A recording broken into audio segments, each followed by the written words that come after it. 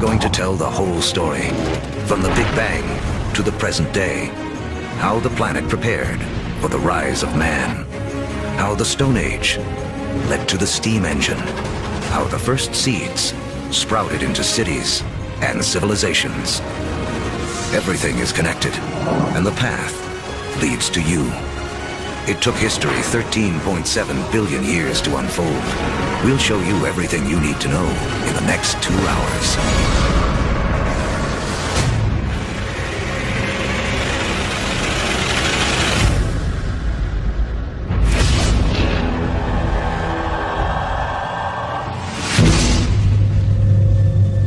This is our infant universe.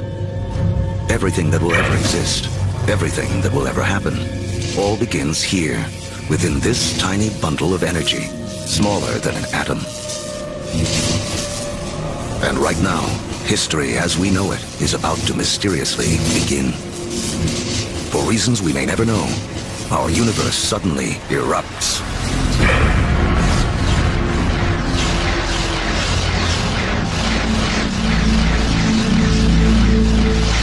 In a millionth of a millionth of a millionth of a millionth of a millionth of a millionth of a second, it went from a size smaller than an atom to bigger than a galaxy.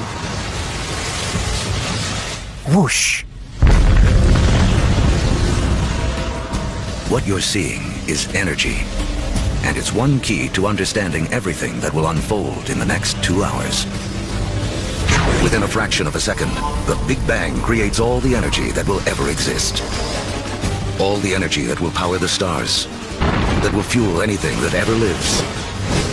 All the energy that you will ever consume dates back to the beginning of time. When you put gas into your car, you're tapping energy that was created during the Big Bang. You're tapping the energy of the universe itself.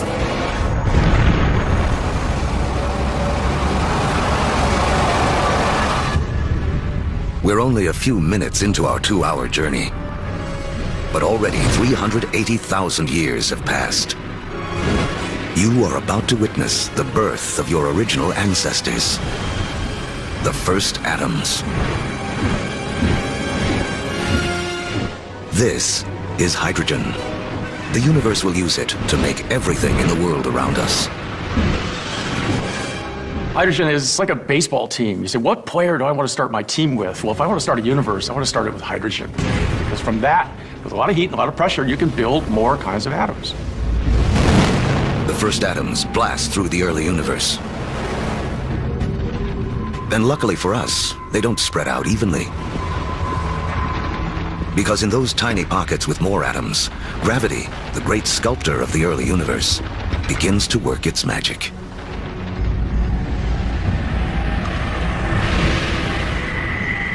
The first galaxies are beginning to form, revealing a timeless secret of the universe. Throughout history, whenever more matter and energy can be drawn together in one place, more complex things can emerge. We have all of these urban centers around the planet where so much creativity, so much art, so much science, so much culture came about because of all these opportunities for things to interact with each other.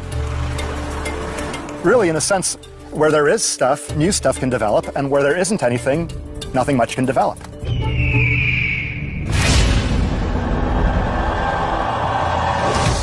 300 million years after the Big Bang, inside of forming galaxies, gravity continues to squeeze together clouds of gas and dust, causing pressure and heat to violently rise.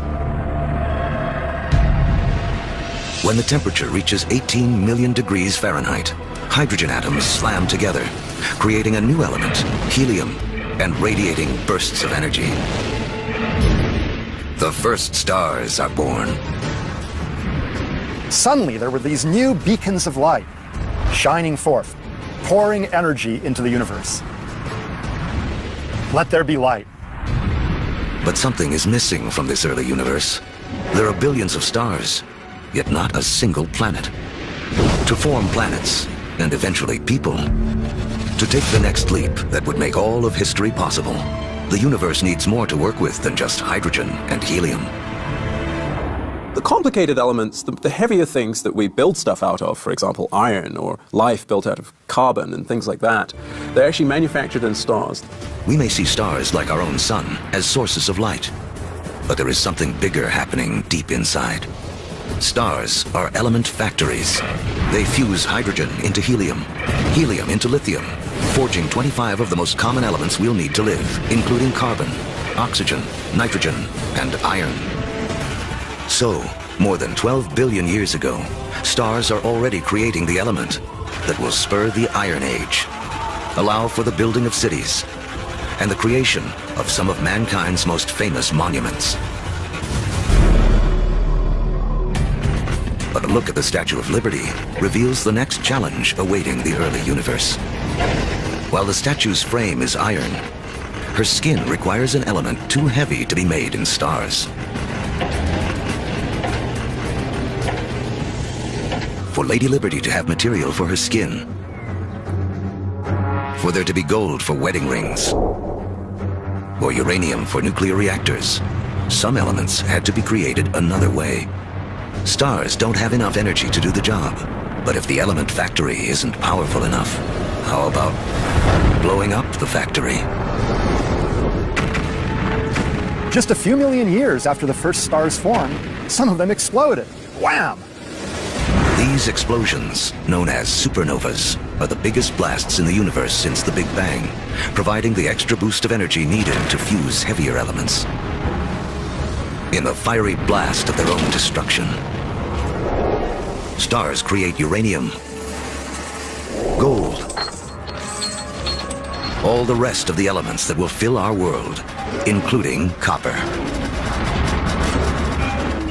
The periodic table of the elements is really sort of a library of matter in the universe. Those are your building blocks. Everything is coming out of that particular chemistry set.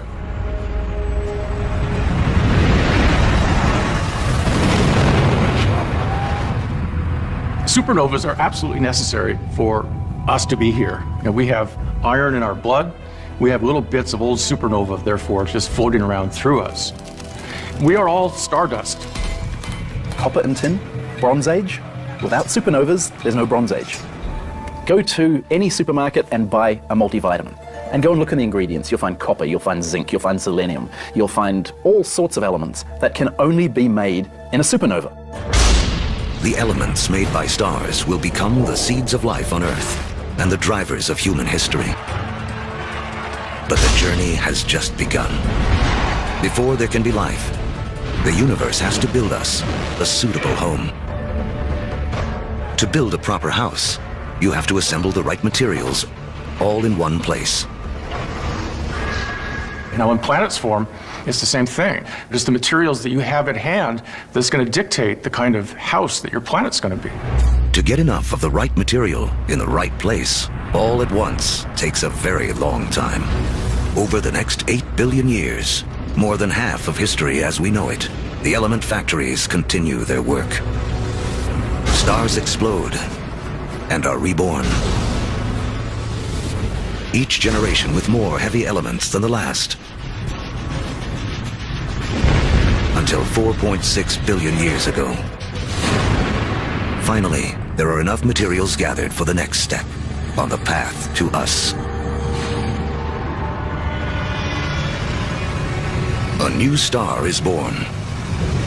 This is our sun. It's so massive that it's gathered up 99.9% of the gas and dust in the solar system.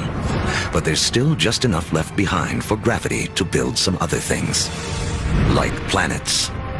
The third one out from this star will be our home. By the time Earth emerges, just over 4.5 billion years ago, 2/3 of the history of the universe has already passed. The first sunrises sweep across a foreboding alien planet. A world spinning so rapidly that a day lasts only 6 hours. When you go back to the early Earth, right after the planet formed, you really have to think of the Earth as another planet. The sun would have looked out over a hellacious scene of just molten lava. In places, you would see rafts of black volcanic rock. Within the liquefied rock, the elements are all in a jumble. Something has to bring order out of this chaos.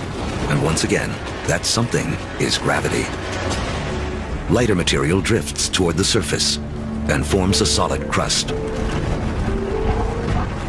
while heavier material sinks toward the center, forming a molten iron-nickel core. This churning liquid metal creates a magnetic field that reaches out into space.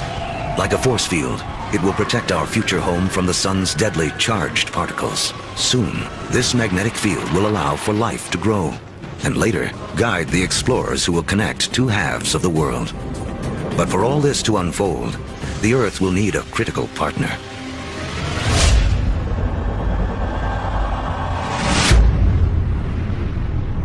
$4.5 billion years ago, an object the size of Mars smashes into the planet at 25,000 miles per hour.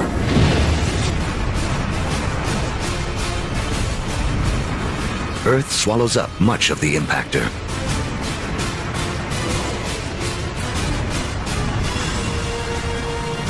But a spray of molten debris is whipped off into space.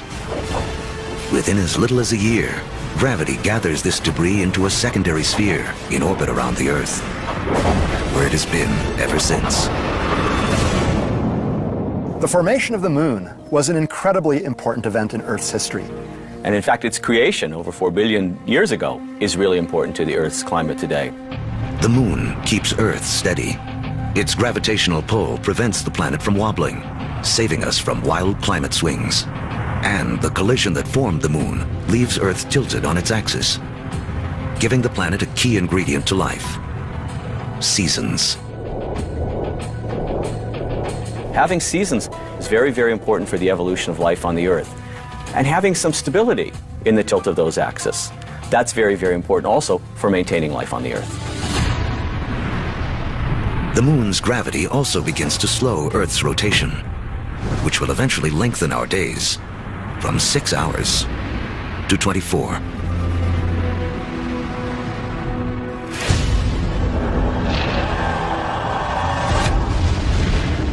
$4.4 billion years ago. It's too hot on Earth for liquid water to exist, but there's water vapor, steam in the atmosphere. The trick is how to get it out of the sky onto any world where you hope to have life. A little rain must fall.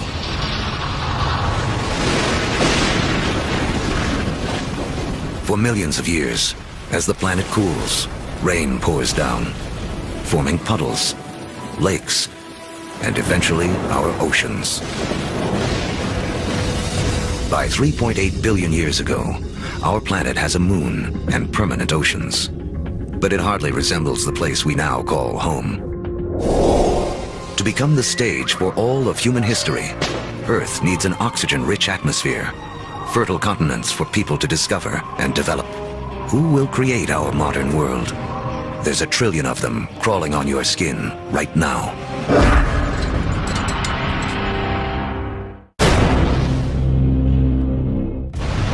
We're telling the history of the world in 2 hours, from the Big Bang to the present day. And our modern world holds important clues to the story. In fact, structures like this hide a mysterious link to the first life on Earth.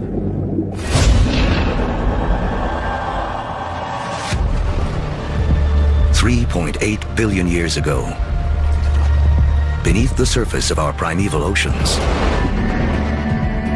a revolution is taking place. 6 simple elements, including hydrogen from the Big Bang, and oxygen, carbon, and nitrogen created by stars, have combined to form the key substances that will make up all life, including us. The most spectacular is DNA. Within its spirals hide the secret codes of life. 700,000 years after the planet first formed, life on Earth begins. We stand not on the shoulders of giants, but of tiny organisms, bacteria. We're very egocentric. We think that we animals run the world, but in fact, we are very late entrants. It was an empire of bacteria long before animals. Animals come along, and we like to think that we wiped out that empire. Well, we would be dead if we wiped out that empire. I have within me an entire zoo of bacteria. In fact, each one of us has more bacteria living in our bodies than there are people on the planet. For billions of years, microbes like these will have Earth to themselves. Like our infant universe, the first life is small, simple, and full of possibilities. The secret of how it explodes into all the incredible forms we see today, including us, goes back to the beginning of time. As we've seen, all the energy that will ever exist was created in the Big Bang. All creatures need to grab their share of this energy to survive. The more we harness, the more efficiently we use it, the more complex we can become. And almost all of our share of the Big Bang's energy is beamed to us by the sun. 2.5 billion years ago, some very special bacteria figure out how to consume the sun's energy to live. In doing this, they also create the most important waste product in the history of the world: oxygen. Soon, oxygen will remake our world. But first, it has another important job to do. Earth's ancient seas are full of iron particles, and everyone knows what happens when oxygen meets iron. Here I'm a little bacterium, I've produced this oxygen molecule, and here's a big piece of iron clump, I rust it. This rusted iron collects on the seafloor.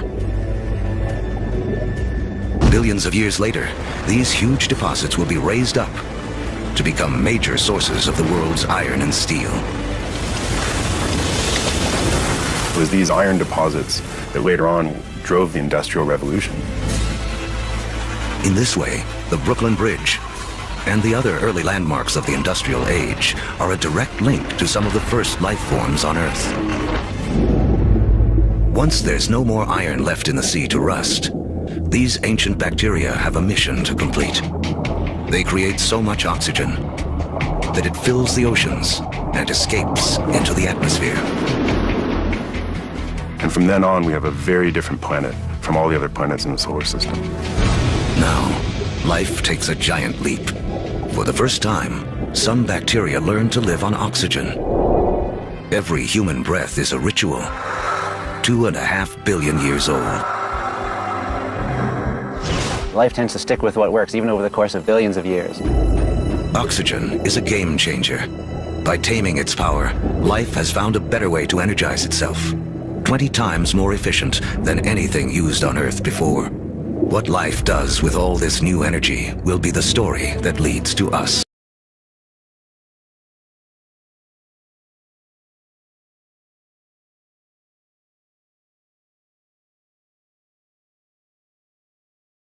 Skies become blue, and so do the oceans that reflect them. Large, solid continents appear. Earth is beginning to look more like the place we now call home.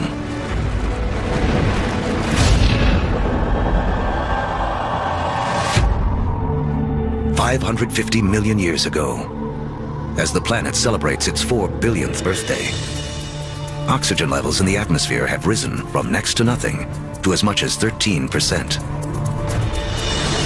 Take a deep breath, because life on Earth is about to go wild.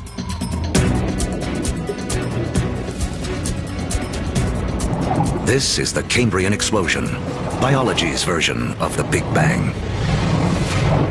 Right after you have abundant oxygen, you get size and complexity, and oxygen lets you do that.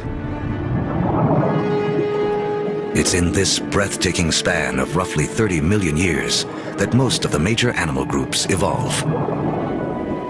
By 500 million years ago, the first bony fish have evolved in the seas. These fish are our direct ancestors. Though they look nothing like us, they evolved the body parts that will make our own bodies possible, including a spine and a mouth with jaws and teeth. We owe a great deal to our fish ancestors. In fact, all vertebrates today really represent modifications of the original fish body plan. For the first 4 billion years of Earth's history, plants and animals have stuck to the seas. But that all begins to change. With oxygen comes an ozone layer, protecting us from dangerous radiation. Plants make the move first.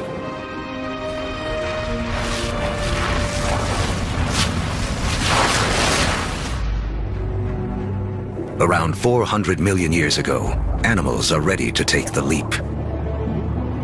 Among the first ashore are the amphibians, whose descendants will include us. The most amazing thing about animal evolution ever, for me personally, is that moment that first amphibian walks out of the primeval ocean onto land and takes a big gulp of air.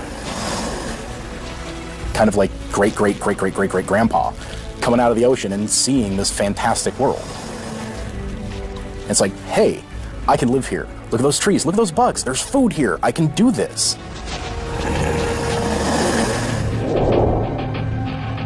Eventually, humans will conquer every imaginable terrain. But before we can do that, our ancestors must first cut their final tie to the water. Mating season. Like modern frogs, they have jelly-like eggs that would dry out on land. But some amphibians eventually solve the problem. They evolve a new form of egg, with a shell that keeps the moisture in. This allows us to carry the ocean with us, onto land, and signals the evolution of amphibians into reptiles. You could be 300, 400, 500, 1,000 miles away from water and still have the water in that egg in order to birth. That is the key. It cuts that final tie to the ocean. That way we could colonize the rest of the land.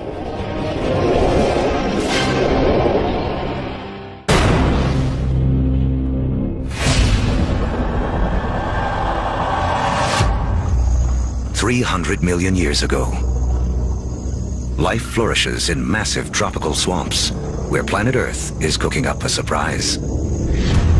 As plants die here, they are buried, compacted, and cooked. Energy created in the Big Bang and radiated by the sun to plants on Earth is now locked away underground as coal, a gift to be opened by human beings millions of years in the future.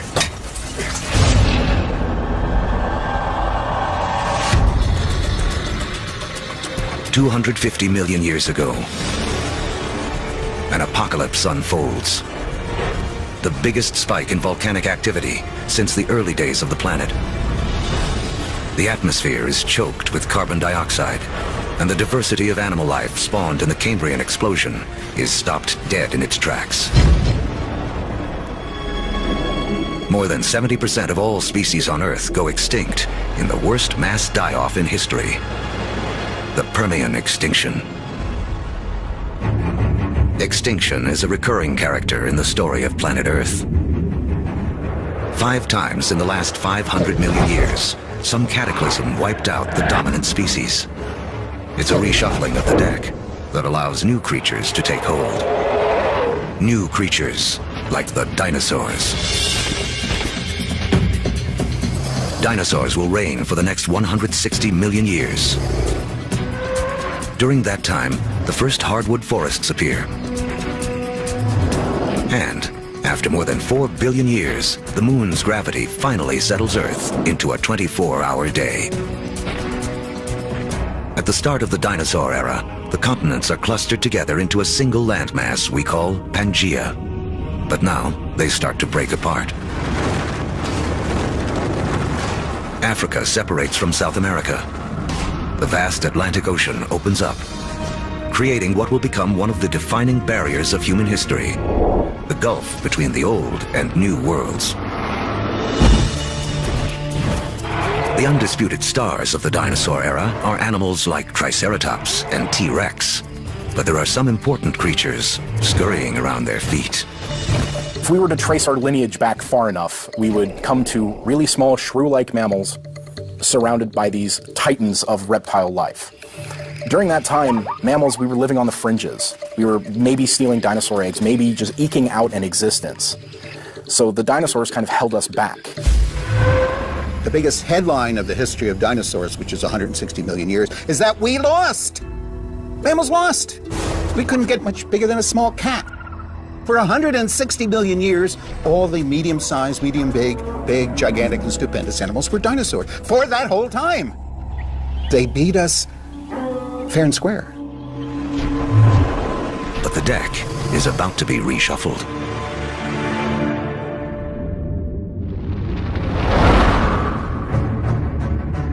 "65 million years ago, a 6-mile-wide object, likely an asteroid, slams into the Earth.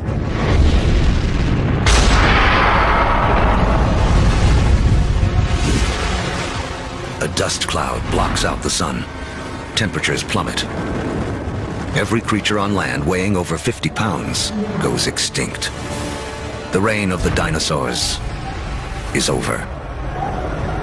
The greatest gift that the dinosaurs ever gave us was dying.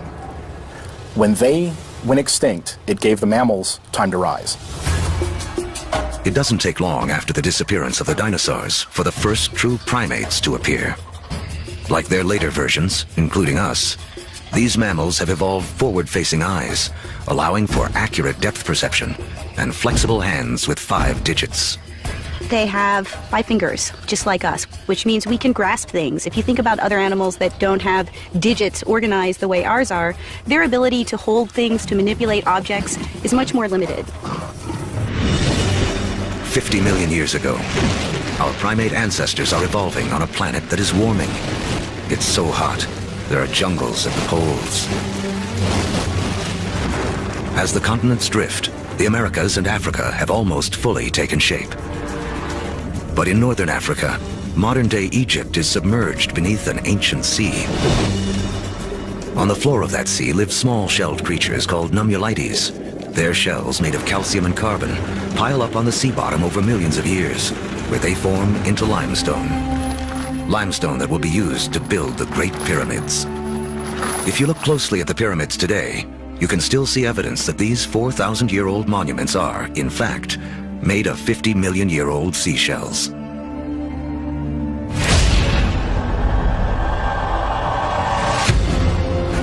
By 10 million years ago, Earth is morphing into a world most of us would recognize. The Colorado River is carving out the Grand Canyon. Mountain ranges like the Himalayas have arisen. They're so tall, they disrupt weather patterns, setting the stage for a colder planet. The Isthmus of Panama emerges to connect North and South America, cleaving the connection between the Atlantic and the Pacific, disrupting ocean currents and tipping the world even more towards an ice age. With the planet getting colder, our primate ancestors hang on in the tropics. But a new creature is coming in that threatens to destroy them.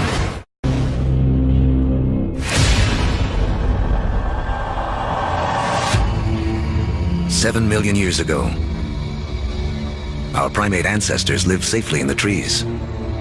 But their neighborhood is about to be invaded. This newcomer will have as profound an effect on human history as any other living thing on Earth. It seems almost impossible to believe, but one of the most important things that will lead to the emergence of us is the emergence of grass. The grasslands appear almost simultaneously around the world. We get the African savannas. We get the Eurasian steppelands. We get the North American prairies. We get the great grasslands of Argentina, appearing simultaneously around the world. In eastern Africa, grasslands invade the traditional woodland habitat of our ape ancestors.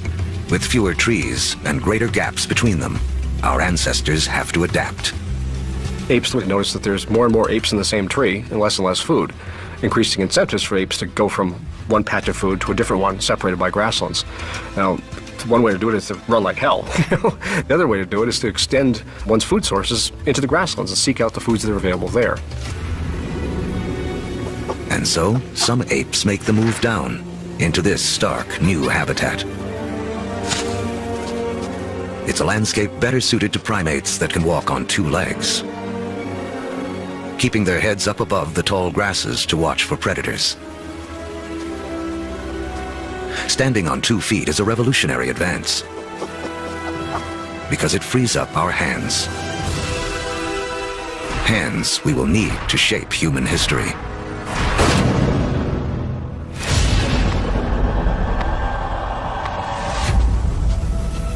$2.6 million years ago, early proto-humans, or hominids, walk an Earth whose rocks are loaded with the element silicon. Created in the cores of stars billions of years before, silicon is the second most abundant element in Earth's crust. One of its chemical quirks is the ability to bond with oxygen to form crystals that combine into solid rocks. Rocks that can be chipped and shaped without shattering. Hominids started doing this 2.6 million years ago, breaking cryptocrystalline silicates to make sharp edges, and people use them for millions, literally 2.6 million years. Simply having a modified stone with a sharp edge on it, now suddenly you have a hammer. You have a crude cutting edge. A simple modified stone means a human can suddenly do 1,000 more things than we could do previously.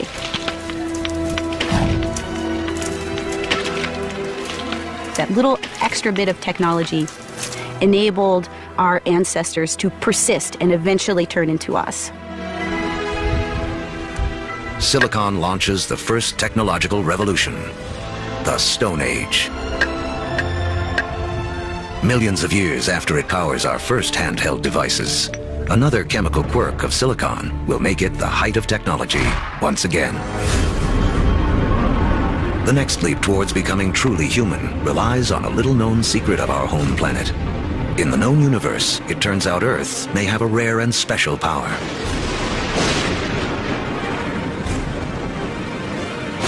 Of all the planets and moons in the solar system, we think that Earth is unique in the ability to sustain fire.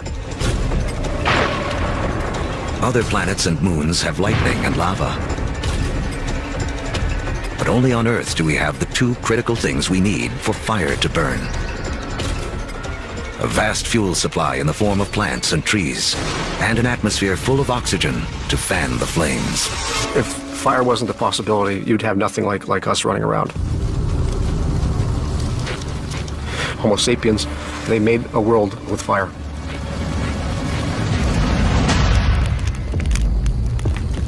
Our ancestors have fire firmly under control by 800,000 years ago.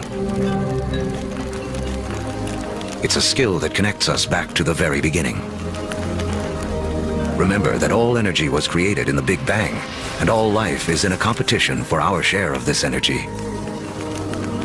Using fire to cook is like having an external stomach to break down foods, releasing more calories, giving us more energy, which in turn allows us to support bigger brains.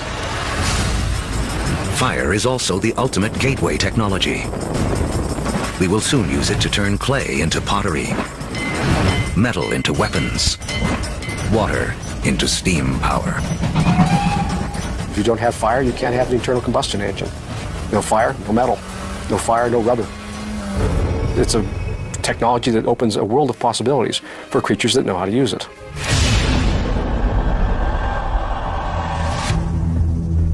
"200,000 years ago,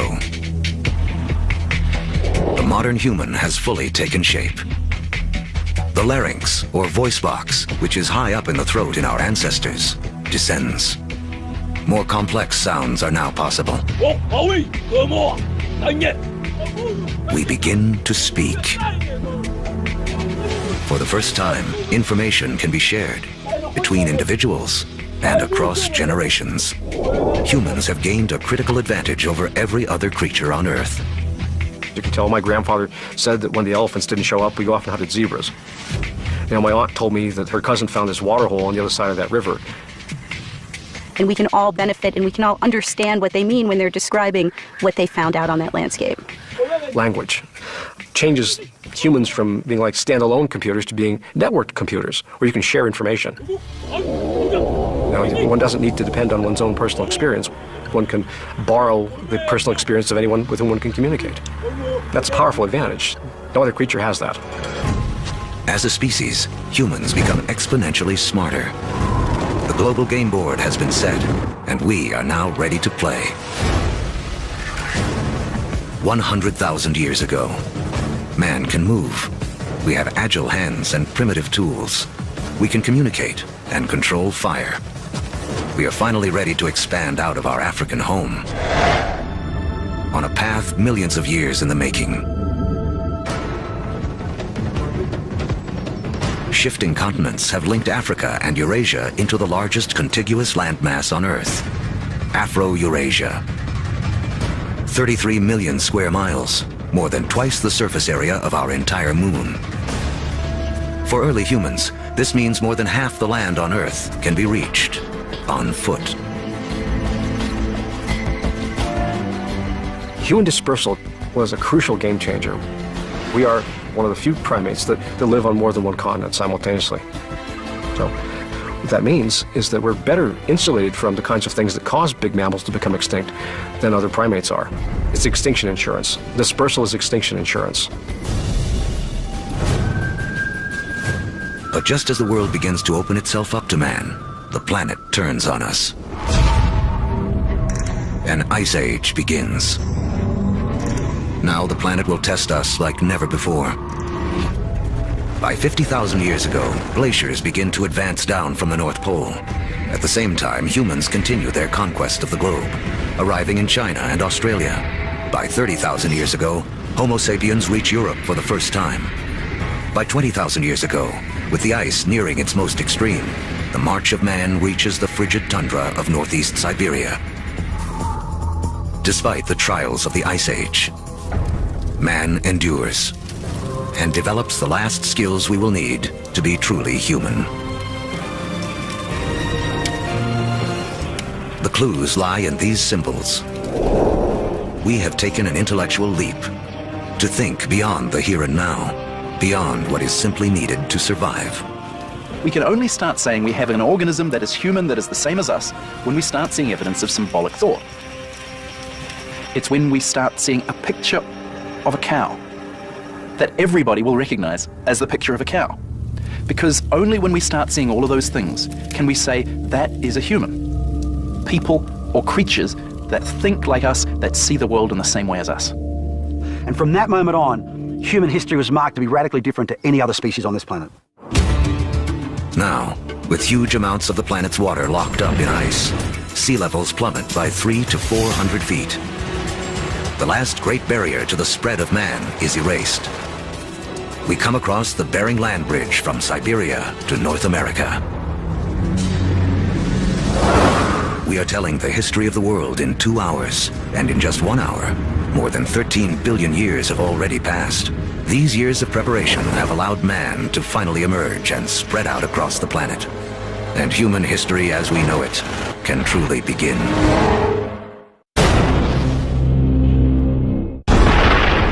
Our history of the world began with the beginning of time, the Big Bang.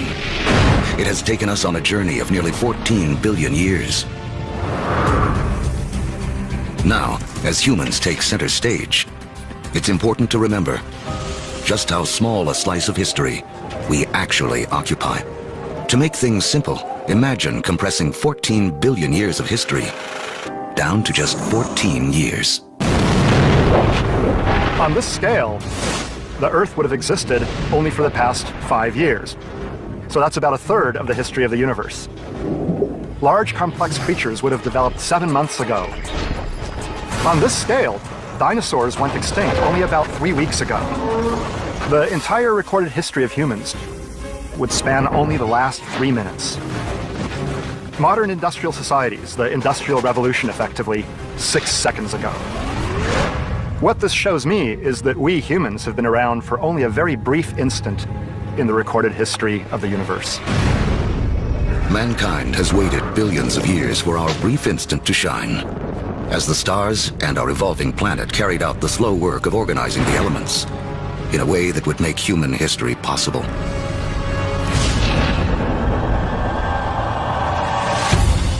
It's 10,000 BC, less than 100,000 years after expanding out of Africa. Man has reached South America. Humans have met the adversity of the Ice Age head-on, and rather than die off, we have adapted, become even more intelligent. And now, we have colonized the entire globe. From coast to mountaintop. From tundra to desert. Humans are there. Our closest living ancestors, chimpanzees, live in the tropics. They only live in the tropics. Humans have managed to colonize the entire globe. Ice Age land bridges allowed man to spread around the world. But now, the ice begins to melt. And sea levels rise again. Humans are trapped and separated in two vast and unconnected hemispheres. Each pocket of humanity left to make the best of what it has been given. As the glaciers recede, they carve out lakes, rivers, and bays. The map as we know it emerges. In Africa, increased rainfall causes Lake Victoria and Lake Albert to overflow and form Egypt's Nile River. In Eurasia, other rivers emerge. The Tigris and Euphrates in Mesopotamia, modern-day Iraq. The Indus in modern-day Pakistan, and China's Yellow and Yangtze. These river valleys become critically important for how human history will now be played out following the retreat of these ice sheets. These are the river valleys whose waters and fertile soils will allow the first seeds of civilization to be planted. With temperatures warming after the Ice Age, plants and animals are more plentiful, and man can finally choose to stop moving. Permanent settlements begin. Populations grow. With more mouths to feed, our ancestors have to get clever. They had to find a way to increase the amount of food they could get from the surroundings. Now, one discovery forever changes the planet and the path of mankind. We learn to plant seeds. And the seeds we sow come from the same plants that millions of years earlier spurred our evolution from ape to man. The unheralded hero of human history, grass. A grass seed is tiny, right? It's no food. I can hunt a bison or I can take grass. You can hunt a bison, right? Ironically, grass seeds become the most important food crops in the world, but they're the things that are ignored by hunter-gatherers for thousands and thousands of years. People don't start using them until they absolutely have to use them. Some of the species of grass that we are most familiar with includes sugarcane. It includes wheat and rye and barley. All of the cereal crops are types of grass. So it's not just that beautiful green lawn that we measure our middle-class success from. It's also the staple crop upon which civilization depends. It is the majority of our calorie intake. Once again, it all goes back to the Big Bang. Central to the story of all life is our competition for that energy created at the beginning of time. Just as oxygen gave us an edge, just as fire allowed us to consume more calories. Switching to farming is an energy revolution. A hunter-gatherer needs 10 square miles of territory to provide himself with enough sustenance, enough energy in the form of plants and meat to survive. A farmer can harvest the sun's energy so efficiently, he can fulfill his needs using only 1/10 of a square mile of land. In the warming after the last ice age, farming begins to take hold in 6 places around the globe. But by the fortunes of geography, no place in the ancient world has a better concentration of plants and animals that can be domesticated than the Middle East's Fertile Crescent. In the Middle East, we have this remarkable convergence of species that seem to have been susceptible to domestication, both plants and animals. In terms of animals, we're talking about cattle, pigs, sheep, and goats. In terms of plants, 2 varieties of wheat, rye, barley, lentils, figs, all in this very small part of the world. Unlike the Fertile Crescent and the rest of Afro-Eurasia, places like sub-Saharan Africa and the Americas have very few wild species that can be easily domesticated. It's a critical difference. People blessed with the right mix of plants and animals will become more powerful and get a massive head start on the road to the modern world.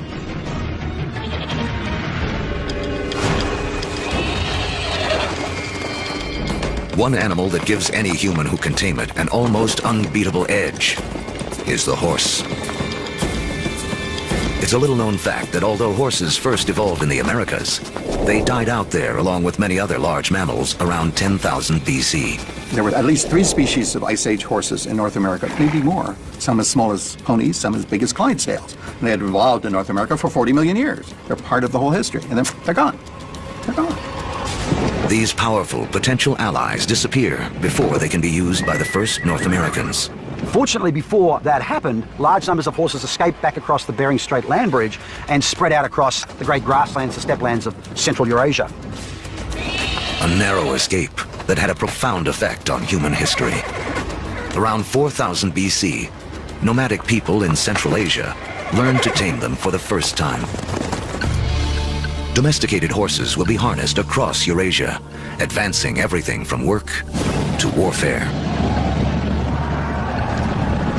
Perhaps no other animal has had a bigger influence on the course of human history. And the circle wouldn't be complete for another 5,000 years, when Christopher Columbus would bring horses with him on his second voyage to the Americas. His horses would be the first to set hooves in the Americas since the Great Die-Off over 10,000 years earlier.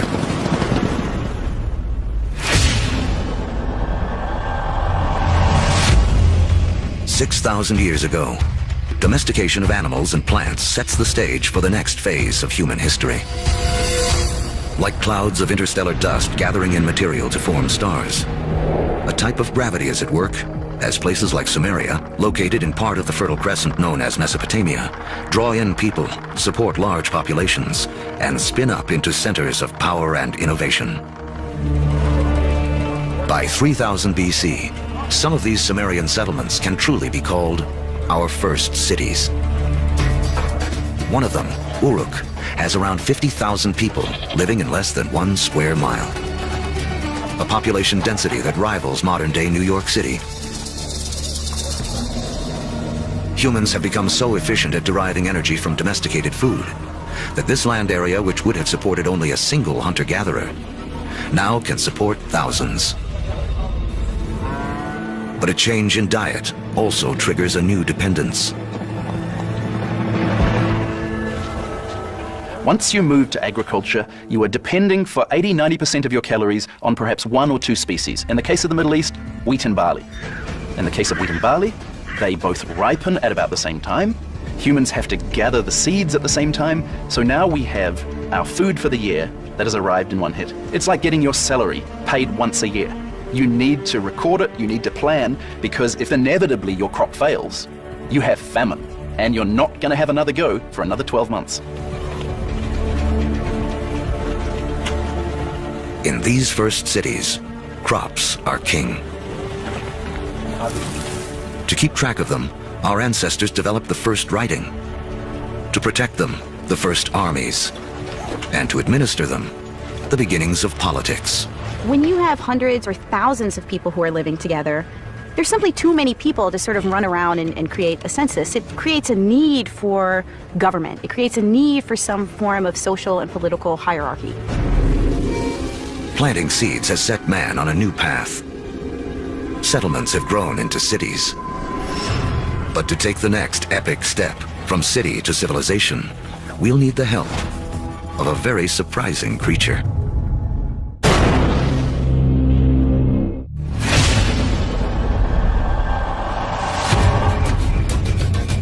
"5,000 years ago, after wandering the Earth for more than 100,000 years, mankind has begun to settle down. We cluster near rivers, along the Tigris and Euphrates, the Nile, the Indus, the Yellow and Yangtze. Civilizations are about to take off. But first, they must all master one thing: trade. The more they exchange goods and learn from other lands, the faster they grow. It seems that long-distance trade and communication is a necessary precursor to allow urban civilization as we know it. And surprisingly, the first civilizations arise on the back of a creature with a lowly reputation in the modern world: the donkey. The donkey caravan is the interstate highway and high-speed internet of its day. Their routes will lay the groundwork for the modern world. Moving not only goods like timber and bronze, but ideas and stories. The civilizations they connect will be some of the first described in the Bible. The caravan routes converge at the Persian Gulf, where they link up with ships that carry goods to India. It essentially brought these civilizations together into great cultural and material exchange, and really was the beginning of the trend towards globalization. It is a key to understanding how our world works to this day. Just like the first civilizations, we trade and form networks. These networks form hubs. And throughout history, being at that hub has meant one thing. The amount of ideas, the amount of cargo that passes through a region seems to have a direct correlation to how powerful and important they are. By 2000 BC, humans have gone from humble huts to massive monuments. In Africa, great pyramids arise on the banks of the Nile. The first stages of Stonehenge rise up in ancient Britain. And back in Samaria, artificial temple mounds called ziggurats climb ever higher toward the heavens. To cement these massive structures together, the builders of Samaria turned to a substance that oozes from seepages along the Euphrates River. It's called bitumen. Used as asphalt in the modern world, it is the first petroleum product to be exploited by mankind. While bitumen is highly prized, the lighter, thinner substance oozing from the ground along with it is considered a nuisance by the ancients because it catches fire so easily. The ancients call it naphtha. We call it gasoline. And it's one of the first indications of the vast oil fields that will one day turn the cradle of civilization into a center of wealth and warfare. The legacy of these first civilizations can be seen in surprising ways. The Sumerian counting system was based on the number 12 rather than 10, which is why we divide our days into two 12-hour blocks, our hours into 60 minutes, and our minutes into 60 seconds. The Sumerians also likely invented the wheel, which eventually leads to another innovation that will change the course of man, the chariot. Thus bringing together the Sumerian invention of the wheel, right, with the domestication of the horse that had occurred amongst these nomadic peoples into this really formidable piece of military technology. Around 1200 BC, a chariot-driven clash of civilizations cuts off trade routes for copper and tin, the metals we need to make bronze tools and weapons. But luckily, the stars have made us an alternative: iron. Now, metalsmiths make a crucial discovery. By working at higher temperatures, they can release the power of this ancient metal. Easier to sharpen and 700 times more common on Earth than copper. It is a game changer. Humanity enters the Iron Age.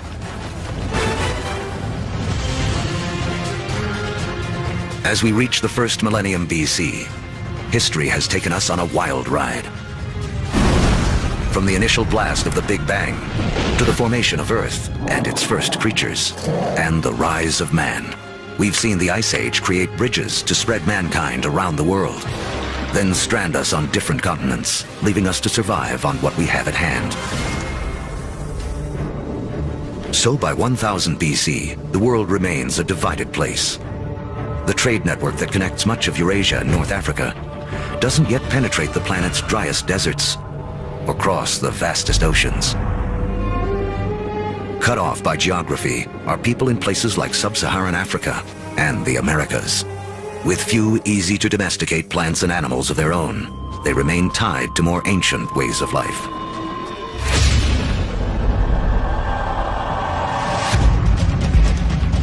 (600 BC).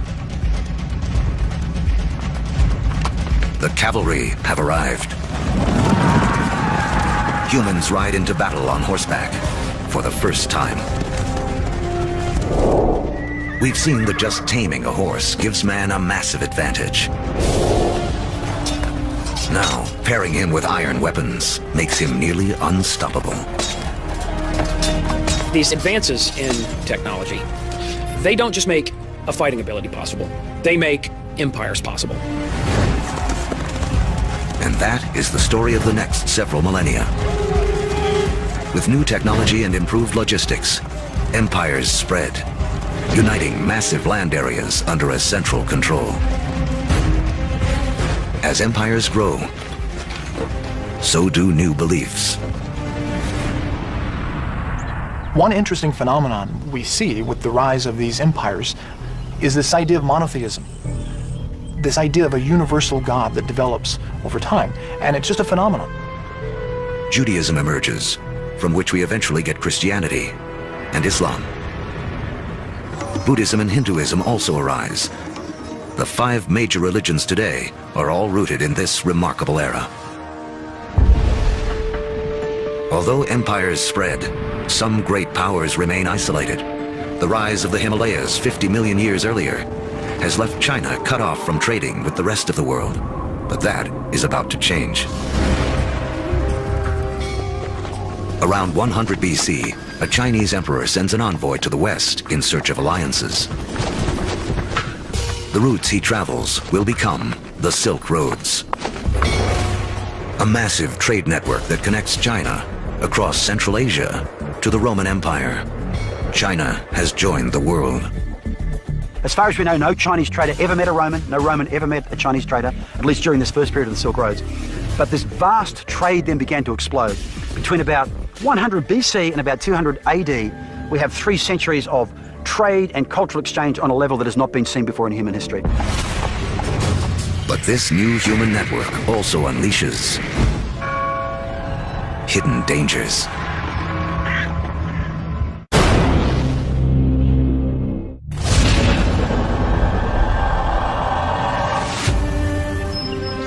By the beginning of the Common Era, great empires have risen and a massive trading network connects most of Europe and Asia.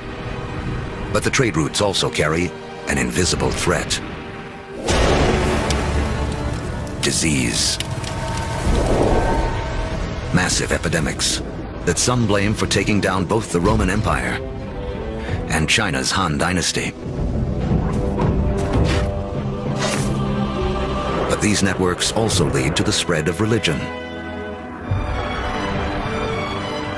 In 312 AD, the Roman Emperor Constantine converts to Christianity, paving the way for it to become the dominant religion of Europe and the West. 3 centuries later, Islam also emerges. A religion that will, for a time, unify a territory 2.5 times larger than Rome ever was. Arab trade will drive innovation for the next 1,000 years and expand the global network to places it has never gone before. The Arabs are sitting in the middle of Afro-Eurasia. There are Arab traders who are sailing off to China. There are Arab traders who are traveling all the way to the Atlantic Ocean. So they are sitting in the middle of the hub. One secret to Arab trade, the camel. A creature whose ancestor, like the horse, escaped across the Bering Land Bridge out of North America. A caravan of 6 camels can lug as much as 2 tons of cargo as far as 60 miles a day, twice the load of a donkey caravan in half the time. For the first time, camel caravans open up reliable trade routes across the formidable Sahara Desert, leading to the formation of the first states in West Africa. Arabic trade expands, moving salt from the Sahara to Rome, rice from Eastern Asia to India, the secrets of making paper out of China into Europe, and countless other inventions and ideas around the world. Where does our word for lemon come from? Where does our word for coffee come from? They're all Arabic, because the Arabs brought a huge number of food crops into Europe. Oranges, citrus crops, they come from South China. Yet they don't make it to the West until the Great Age of the Arabs. In Islamic North Africa, one Italian merchant named Leonardo Fibonacci becomes well-schooled in the ways of Arab traders. He picks up on a simple but ingenious counting system that originated in India but is used extensively in the Arab world. His writings will spread this knowledge to Europe and around the globe.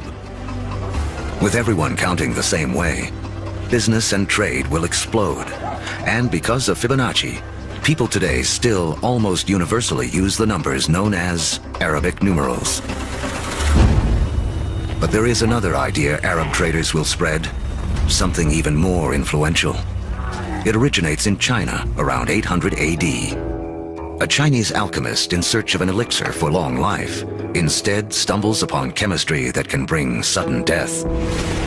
He combines carbon and sulfur with saltpeter, a compound made of potassium, nitrogen, and oxygen. Forged in the stars, these elements now come together to make gunpowder. The recipe for gunpowder eventually moves west across the Silk Roads to the Islamic world, where Muslim warriors use it to fire cannonballs at Christian crusaders.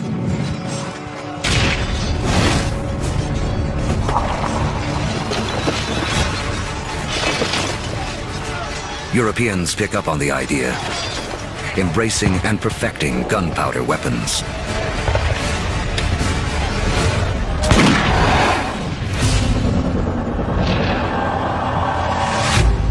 In 1492 AD.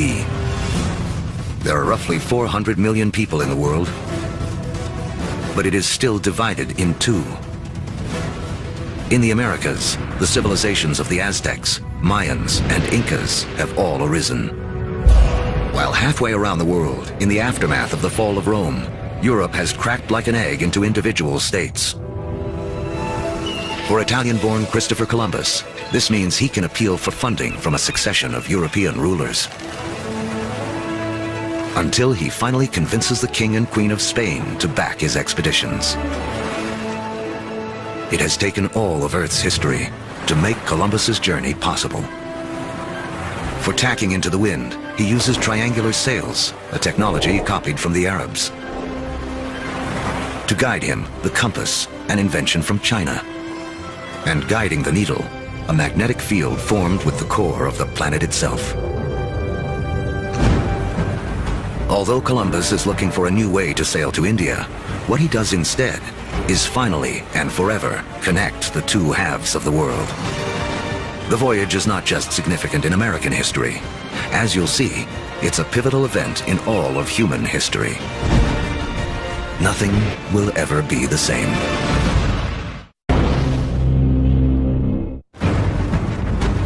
The end of the Ice Age marooned large pockets of humanity on separate sides of the globe for over 15,000 years.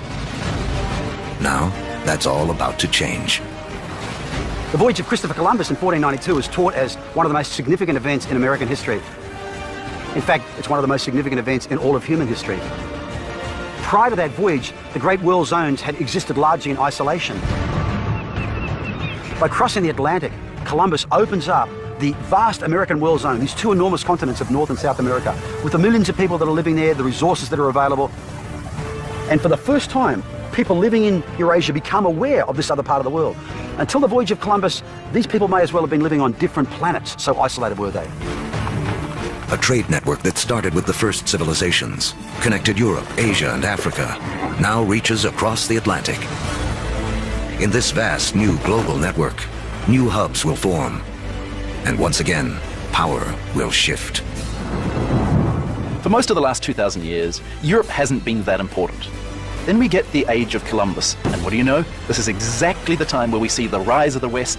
This is when the West starts taking over, when it gets itself smack bang in the middle of the biggest exchange network the world has ever seen. Now, foods that had been isolated on disconnected continents begin to move around the world. Maize from the Americas shows up in Egypt and China. Potatoes from the Andes prove perfectly suited to the soils of Ireland and Russia. The old Fertile Crescent grains, like wheat, begin to feed the Americas. New foods mean more calories, more energy. Within 3 centuries of Columbus's voyage, the population of the world will more than double to 900 million. But the unequal hands dealt to the two hemispheres now play out in a deadly climax. European conquistadors, inheritors of the agriculture and animals of the Fertile Crescent, and the trade spread along the vast networks of the Old World, come bearing guns, riding horses, and carrying infectious diseases. The result, slaughter. In the years following Columbus's first voyage, 95% of the native population in the Americas will die from European guns and germs. Once the hemispheres are connected, nothing can ever be the same. Take the incredible story of sugar. Chemically, it's the only source of fuel for our brains, a substance we are programmed to crave. Raw sugar comes mostly from sugar cane. Once again, a grass will play a central role in the story of mankind. First cultivated more than 6,000 years ago in Asia, Europeans discovered sugar in the Middle East during the Crusades and carried it home. Europe was hooked. But there's virtually nowhere in Europe where sugar can grow. Then we have Christopher Columbus and the discovery of the New World. And the Spanish conquistadors, yes, they initially are very interested in the gold and the silver, but really, they just want to make it rich. They don't care how they're going to make it rich. And once the gold and the silver has been looted, the next step is to open sugar plantations. The Spanish themselves don't want to work in the sugar plantations. They start looking around for a new labor force. And over on the other side of the Atlantic, there is a place where they can buy slaves. And if we look at the history of slavery, the #1 destination of slaves from Africa are sugar plantations. So the history of sugar shapes the development of history through the Middle East, through the Crusades, through the conquest of Mesoamerica, and even the history of slavery from Africa to the Americas.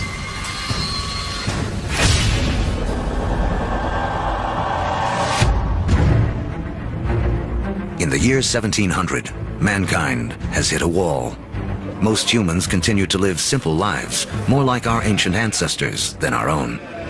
When you think back to the world in 1700, most people were farmers, most people practiced small-scale subsistence agriculture, most manufacturing was done in workshops.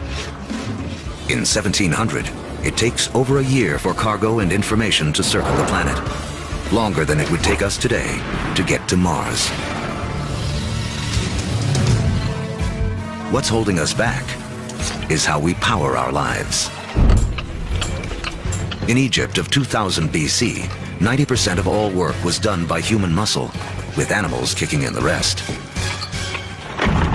By 1700 in Europe, the majority of work, 70%, is still driven by human muscle.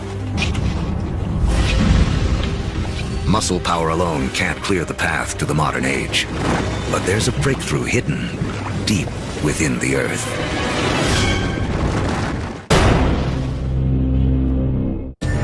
As our history of the world in 2 hours races towards a close, mankind has hit a wall.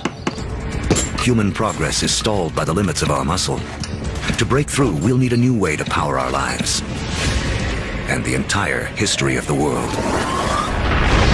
Remember that billions of years ago, iron from exploding stars was gathered up into planet Earth during its formation.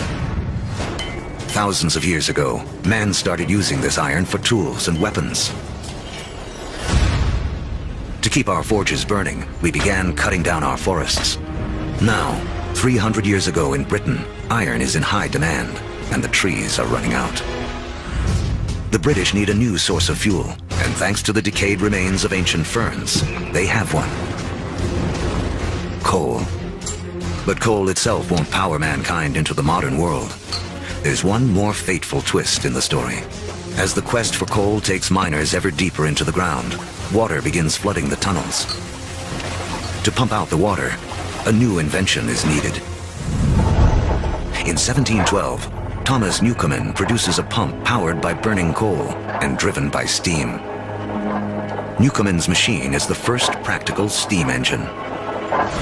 It is this combination, energy and engine, fuel and machine, that will free man from the limits of his own muscle and change the world. The Industrial Revolution begins. Along with political revolutions in America and later France, this technological revolution forever transforms the landscape of the world. And before long, the Atlantic world has become the new economic, therefore cultural, therefore political, therefore military leader, and will utterly dominate global geopolitics from that moment to this. Trains thunder across the countryside.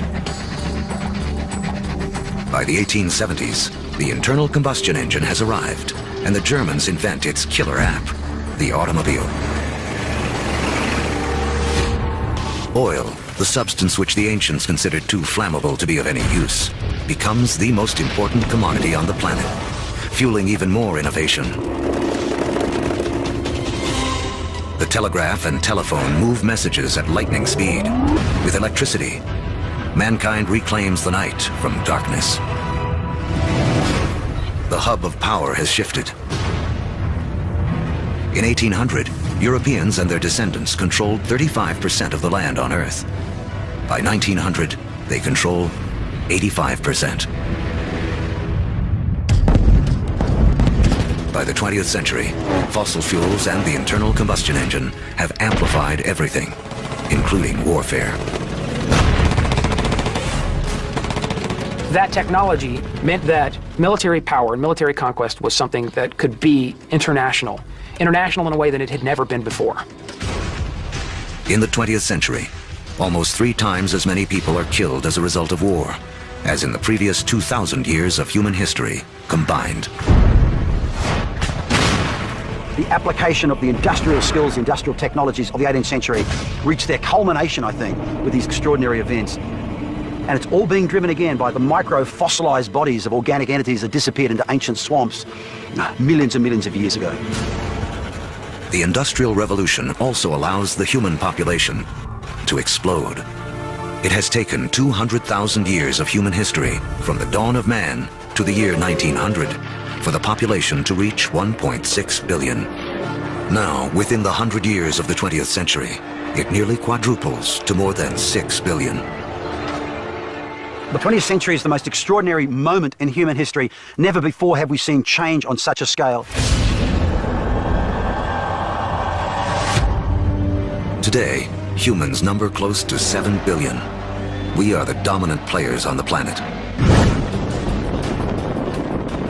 We have learned to harness 50,000 times more energy than our ancestors just 10,000 years ago.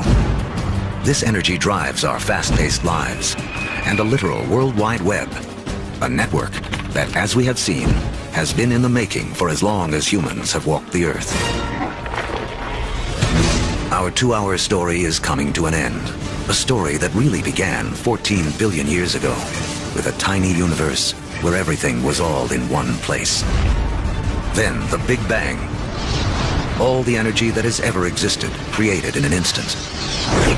Gravity sculpted our universe. For billions of years, stars and supernovas created all the elements we would eventually need. Then an extreme Earth took shape and settled into just the right conditions to support life. As the planet evolved, life competed for energy and grew more and more complex. Eventually, the conditions were right for our species to rise. We mastered stone and fire. When the Ice Age came, we spread around the planet. And when the ice melted, we were stranded on different continents. We learned to bend plants and animals to our will. We built cities, then civilizations. We created a vast network that linked empires, joined continents, then crossed oceans. Just when it seemed we had reached our human limit, we found the energy and technology to carry us into the future. On Earth, the seeds of the past have bloomed into a present filled with energy and creativity.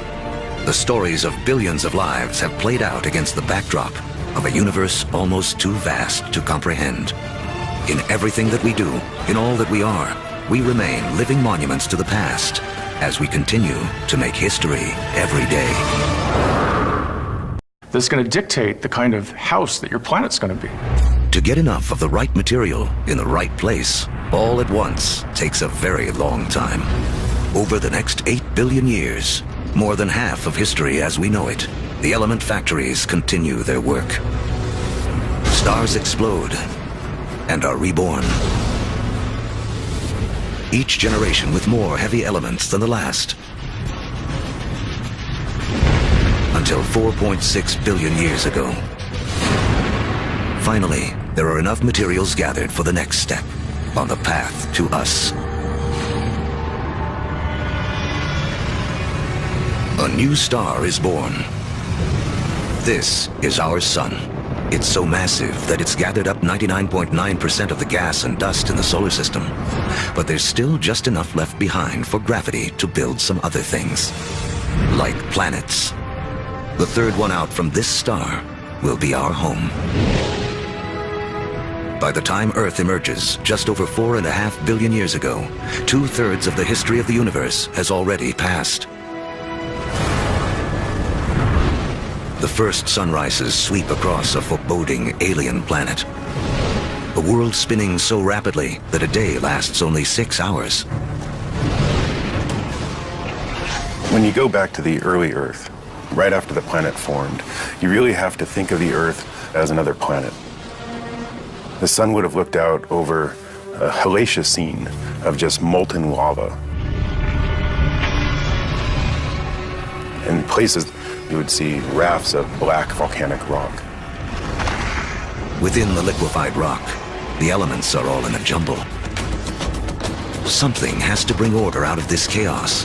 And once again, that something is gravity. Lighter material drifts toward the surface and forms a solid crust. Gravity continues to squeeze together clouds of gas and dust, causing pressure and heat to violently rise. When the temperature reaches 18 million degrees Fahrenheit, hydrogen atoms slam together, creating a new element, helium, and radiating bursts of energy. The first stars are born. Suddenly, there were these new beacons of light, shining forth, pouring energy into the universe. Let there be light. But something is missing from this early universe. There are billions of stars, yet not a single planet. To form planets, and eventually people, to take the next leap that would make all of history possible, the universe needs more to work with than just hydrogen and helium. The complicated elements, the heavier things that we build stuff out of, for example, iron or life built out of carbon and things like that, they're actually manufactured in stars. We may see stars like our own sun as sources of light, but there is something bigger happening deep inside. Stars are element factories. They fuse hydrogen into helium, helium into lithium, forging 25 of the most common elements we'll need to live, including carbon, oxygen, nitrogen, and iron. So, more than 12 billion years ago, stars are already creating the element that will spur the Iron Age, allow for the building of cities, and the creation of some of mankind's most famous monuments. But a look at the Statue of Liberty reveals the next challenge awaiting the early universe. While the statue's frame is iron, her skin requires an element too heavy to be made in stars. For Lady Liberty to have material for her skin, for there to be gold for wedding rings, going to tell the whole story, from the Big Bang to the present day, how the planet prepared for the rise of man, how the Stone Age led to the steam engine, how the first seeds sprouted into cities and civilizations. Everything is connected, and the path leads to you. It took history 13.7 billion years to unfold. We'll show you everything you need to know in the next 2 hours.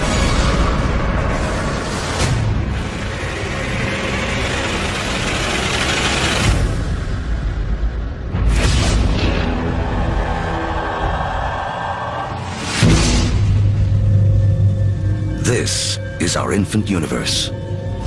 Everything that will ever exist, everything that will ever happen, all begins here, within this tiny bundle of energy, smaller than an atom. And right now, history as we know it is about to mysteriously begin. For reasons we may never know, our universe suddenly erupts.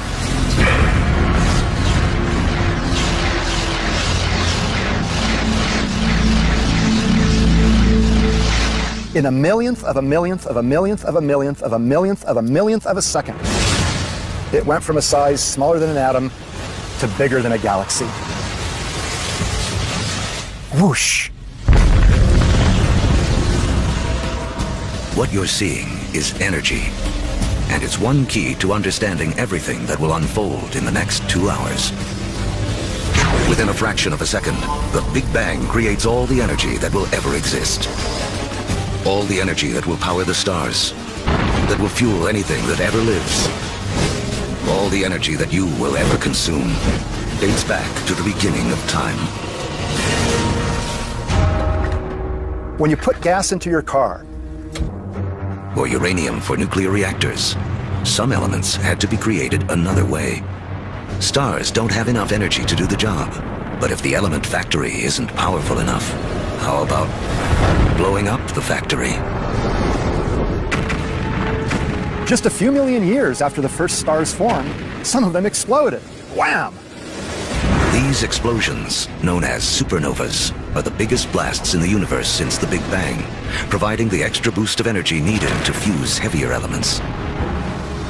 In the fiery blast of their own destruction, stars create uranium, gold, all the rest of the elements that will fill our world, including copper. The periodic table of the elements is really sort of a library of matter in the universe. Those are your building blocks. Everything is coming out of that particular chemistry set.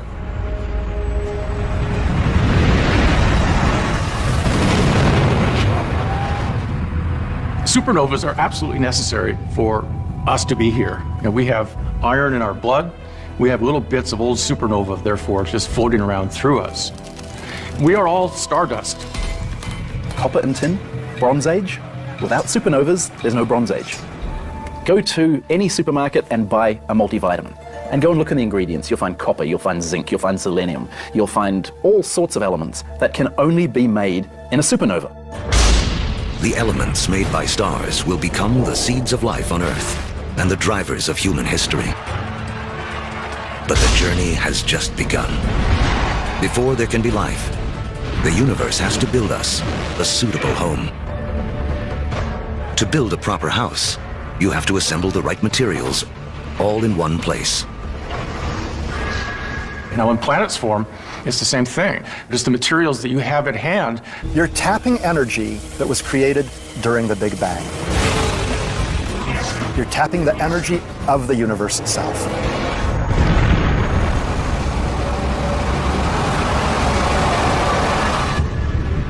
We're only a few minutes into our 2-hour journey, but already 380,000 years have passed. You are about to witness the birth of your original ancestors, the first atoms. This is hydrogen. The universe will use it to make everything in the world around us. Hydrogen is like a baseball team. You say, what player do I want to start my team with? Well, if I want to start a universe, I want to start it with hydrogen. Because from that, with a lot of heat and a lot of pressure, you can build more kinds of atoms. The first atoms blast through the early universe. And luckily for us, they don't spread out evenly. Because in those tiny pockets with more atoms, gravity, the great sculptor of the early universe, begins to work its magic.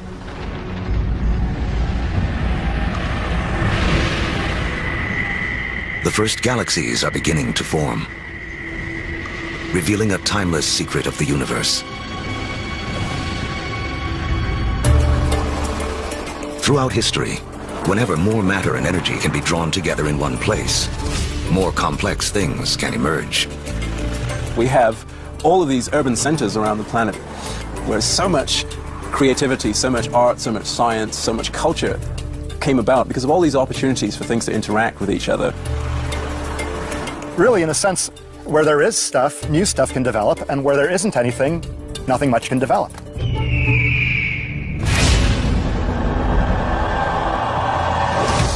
"300 million years after the Big Bang, inside of forming galaxies,